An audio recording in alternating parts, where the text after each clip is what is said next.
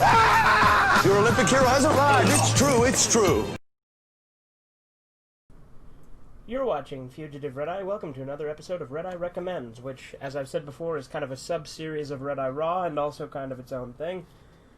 So today, instead of recommending channels, I'm actually going to be recommending horror movies. Because it is October, and some of you may be looking for some good horror movies to watch, so that's what I'm all about today. As you can see, I'm on the webcam this time instead of the phone. That was just because it was convenient, because I was sitting in front of the computer. So I was like, fuck it, I'll use the webcam for now, it'll do the job. A couple things I want to note first, though. I'm going to mention a couple things. First off, there's a movie that I don't like, and I'm not recommending this one. This one's stupid in my opinion, but there's a movie that a lot of people like called It Follows that came out just a couple years ago. Why does everybody like that movie? That's my question. Why the hell does everybody think that that's such a good horror movie? It's like it's like an STD basically. You fuck the monster into people, and it's so stupid. I hardly did anything different or original or scary or anything, but like so many people praise it. Ralph the Movie Maker praised it. It's on so many like top 10 lists for like best horror movies, best slasher, best this, best that. It was a bad fucking movie. Why does everyone like it so much? But anyway, if you like it, good for you. I'm just saying I don't get it. But another thing I'm going to mention before I jump into the movies I recommend, I also came across this really bad article saying that Saw was misogynistic because it was completely shot from a male point of view. What the hell? What the hell are they on about? And, you know, Amanda was in it. You know, she had her point of view for a little bit, and she's in the sequels. If anything, she's much more prominent in the sequels, but whatever. Point is, that's dumb, too.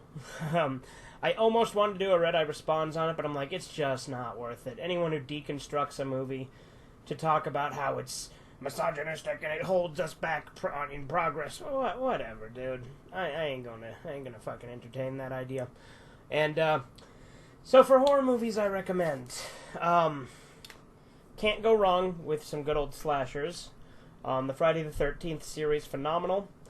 If you've never seen the first one, I highly recommend seeing it, because it's very different than the others in one very important aspect, which I will avoid for spoilers, but there's a twist kind of at the ending, and I think if you haven't seen the first one, you'll enjoy that twist. It's a good one. Other than that, the other movies in that franchise are great. Jason X is good for a laugh. It's lots of fun.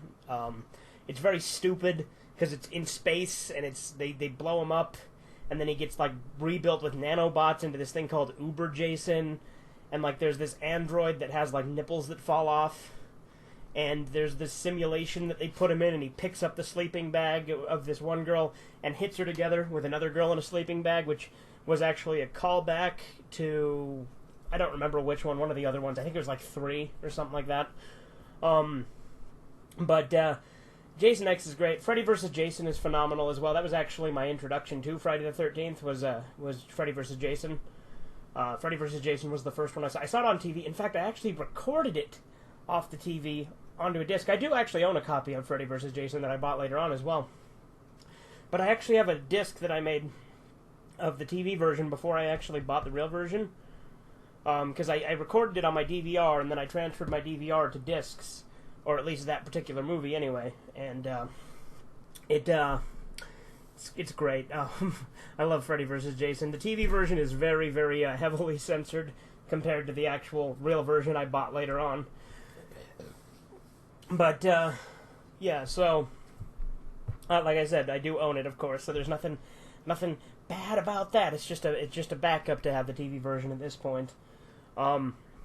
But yeah, and that was fucking years ago anyway. Like I said, it was my introduction, and I've been a fan of the franchise for a while. But in all honesty, Friday the 13th is far from my favorite slasher franchise. If we're just talking like straight up slasher, that like, you know, what you think of with slasher, Nightmare on Elm Street beats it in every way, shape, and form, in my opinion. Nightmare on Elm Street is my favorite slasher franchise. Now, unless you count the Psycho series, I don't count Psycho as slasher, at least not the first one, really. It is. It technically is. But I think it's kind of in a different class, so I don't necessarily count. If we're counting Psycho, that's my favorite slasher series. You like some good splatter movies? I'd recommend checking out Saw. The Saw franchise is fantastic. It's phenomenal. I love it. Lots of gore, but the gore, people exaggerate the amount of gore in it, I think. People act like it's, oh, it's nothing but torture porn. No, no, no. You want that, watch like Hostel, and Hostel's a great movie, too. Hostel 1 and 2. I haven't seen 3, but Hostel 1 and 2 are great. You want something really, you want a trilogy that's really cheesy and action-packed and gets more so as it goes on, watch the original Evil Dead trilogy. In my opinion, the best part of that trilogy is Army of Darkness. And controversially, in my opinion, the low point of the original trilogy is Evil Dead 2. Like, look, I know everyone likes Evil Dead 2, and don't get me wrong, I love Evil Dead 2, but Evil Dead 2 just doesn't do the cheesy zaniness as Army of Darkness does, and it doesn't try to be, like, serious and creepy like the first one did. It's like this weird in-between that's not quite as good as the first or third. Another great movie I'd recommend watching would be Silence of the Lambs. And I'd even say watch Hannibal and Red Dragon as well. They're also great. The Hannibal movies are great. The Hannibal TV series was okay. I liked the first 2 seasons, but the third one just got way too fucking weird and artsy, so I gave up on it. But the first 2 seasons of the Hannibal TV series were pretty good. It's a little weird and homoerotic with Will and Hannibal having like this weird like connection. In fact, there's a lot of yaoi dojins that people have written of it for some reason. So, I mean, I say for some reason, but it's like the homoeroticism is definitely there. Like, it's like when you watch Top Gun. There's so much of it there, you're gonna detect it. Yeah. Anyway, Hannibal movies are great. I'm not the biggest fan of Manhunter, but it is a pretty good one too. I personally prefer Red Dragon, and the thing is they're pretty much the same movie. The only difference is Anthony Hopkins plays Hannibal in Red Dragon, whereas it's Brian Cox, who does a good job. It's just Anthony Hopkins really dominated the Hannibal Lecter role, and no one comes even close to the performance that he did.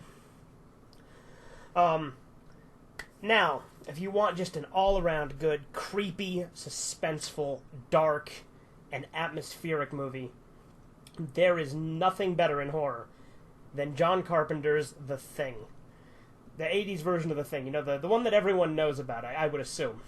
It's about this Antarctic base, and it has Kurt Russell in it, and there's like this alien that can shapeshift into anything, pretty much, and it can blend in with the humans. And, like, it causes a bunch of, like, paranoia and mistrust because there's someone who's not human among all the humans. And it's a really fucking good movie. It's creepy. It's atmospheric. The monster design with the practical effects are fucking amazing and have aged really well. There's a couple of silly shots here and there, but the movie itself looks so great. They did a prequel to it as well in 2011 using CGI. It wasn't as good, but I would still recommend it. However, I would say watch the 80s one first, and in all honesty, I would say in some respects you might even be better off just sticking with the 80s one, because some of the mystery of the Norwegian base, the mystery is what makes it work, and since the 2011 prequel is all about the Norwegian base, it kind of takes away all the mystery. So, in a lot of ways, I would recommend just watching the 80s one. I actually have the 50s version of The Thing that I need to watch. I'll probably watch either tonight or tomorrow night, and I'll probably do a one-off movie review of it. Since it is October, I should probably do some sort of horror movie review. And I mean, this is kind of a horror movie review, right? I'm recommending horror movies. Let's see, slasher movies. I also like Child's Play. That's another good one, the Chucky franchise. But I've already done slashers, so I'm gonna try to move on to something a little different. If you like horror movies that found footage, right? That's a genre that's not the greatest. Paranormal Activity, the original, the first 2 were actually pretty good, but they're nothing like special by today's standards by any means. I would say I personally am a fan of the original Blair Witch Project from 94, and then Blair Witch 2015 or whenever it was like just okay. But the original 1994 Blair Witch Project, really good movie. A lot of people thought it was real. In fact, it was marketed to make people think it was real. So I would recommend that one highly. That's kind of divisive. You either love it or you hate it. I personally enjoyed it because there's a lot of realism to it, and no questions are explicitly answered, and I like that. Let's see. Monster movies. I mean, there's all sorts of kaiju movies, but I wouldn't really count those as horror movies. But I do love me some good kaiju movies. See, what's a good monster movie? I mean, I guess if you count sharks, there's Jaws. Jaws is kind of a monster movie. Jeepers Creepers is a great monster movie. The first two Jeepers Creepers movies are so great. The third one's absolute trash, and the director is controversial and a piece of shit, to say the least, but the movie itself is fucking great. I love the first two Jeepers Creepers movies. I think they're fantastic. It is kind of a monster movie. The original from, like, the TV miniseries is pretty good. I actually really like that one a lot, and Tim Curry as Pennywise is by far my favorite Pennywise. But if you want a good creepy movie, the remake from 2017 is great. I haven't seen part 2, and I've heard mixed things at best, so I don't know about that one, but I would say that the 2017 version of it is a good movie. And speaking of, Stephen King movies just tend to be pretty good in general, in my opinion, or at least enjoyable, to my liking, to my taste. I love The Shining. I think most people would agree The Shining is a pretty good movie, if not a great movie. I think it's great. Most people think it's great, to be fair, I think. But other than that, there's stuff like Pet Sematary. Pet Sematary is fucking great. The original. I know it's kind of cheesy, when you look back at it now, but it's still a really good movie. The remake was alright. I didn't hate it, but it was just like alright. Let's see. Unfortunately, there really hasn't been that many good werewolf movies, because I would love to see a good werewolf movie, but there's really not that many. I haven't seen The Wolfman, which maybe that's blasphemous as far as werewolf movies go. I need to see The Wolfman. Speaking of classic monster movies, Nosferatu, great. Watched it a couple years ago for Halloween for the first time. Great movie. I have the Dracula version, where all the names were actually changed to the proper Dracula names, rather than the names that they were given in the original version, which I think is kind of cool, but also kind of lame, because, again, the characters weren't originally given their Dracula names, so... I mean, I get it. It's fine. I do like my fair share of vampire movies. I liked Interview with the Vampire. That was a fun one. There's some pretty good versions of Dracula. But yeah, there's plenty of good monster movies out there. Hopefully I've given a good jumping off point for some people here. And there's movies that I would consider maybe not necessarily horror, like Cannibal Holocaust is often considered a horror movie. I mean, it's horrific because of the violence, but I wouldn't call it a horror movie. But I mean, if you want to count that, then absolutely check out Cannibal Holocaust, because it's a fucking great movie. It's fucked up. I would say I think it's probably one of the most fucked up movies I've ever seen, but I think people exaggerate how fucked up it is. But I would say, in comparison to a lot of things I've seen, it's probably one of the most, if not the most fucked up. And if we're going down that road, I'd say Ichi the Killer's really good, too. Check out that one, for sure. The manga is far superior, but the movie's still really good. The Wailing's a really good, creepy Korean movie. There you go, there's another good one. I thought that was a pretty good movie. Zombie movies, check out 28 Days Later, by far the best zombie movie of all time. Fucking love 28 Days Later. And you can't go wrong with some old school George A. Romero either, or the guy who did Zombie, is it Fulci, Lucio Fulci, something like that? I don't remember. The guy who did Zombie, like the Italian one, Zombie with an I, with no E.